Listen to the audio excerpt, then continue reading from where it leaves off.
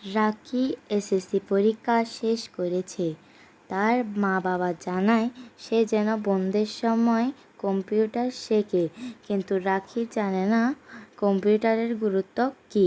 তাই সে তার বন্ধু জয়ের বাড়িতে যায় কম্পিউটারের গুরুত্ব সম্পর্কে জানতে।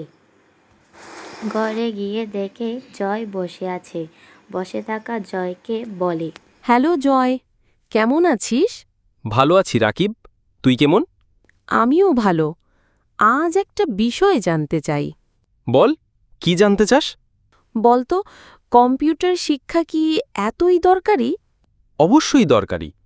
এখনকার যুগে কম্পিউটার ছাড়া কিছুই চলে না।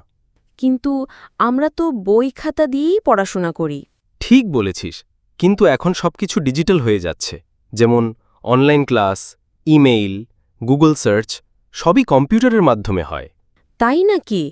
তাহলে কম্পিউটার শেখা মানে কি শুধু টাইপ করা শেখা? না না, টাইপ করা ছাড়াও programming, data entry, graphics design, video editing অনেক কিছু শেখা যায়। তাহলে কম্পিউটার শেখার মাধ্যমে চাকরিও পাওয়া যায়? অবশ্যই, আজকাল অনেক চাকরিতে কম্পিউটার জ্ঞান বাধ্যতামূলক। এখন বুঝতে পারছি কম্পিউটার শেখা কতটা জরুরি। হ্যাঁ বন্ধু, সময় থাকতেই শিখে নে, ভবিষ্যতে কাজে লাগবে। ঠিক বলেছিস, আজ থেকেই শুরু করব ইনশাল্লাহ। দারুণ, আমি তোকে কিছু ইউটিউব চ্যানেল ও অ্যাপের নামও দিচ্ছি। ধন্যবাদ বন্ধু। ভিডিওটি ভালো লাগলে সাবস্ক্রাইব করুন।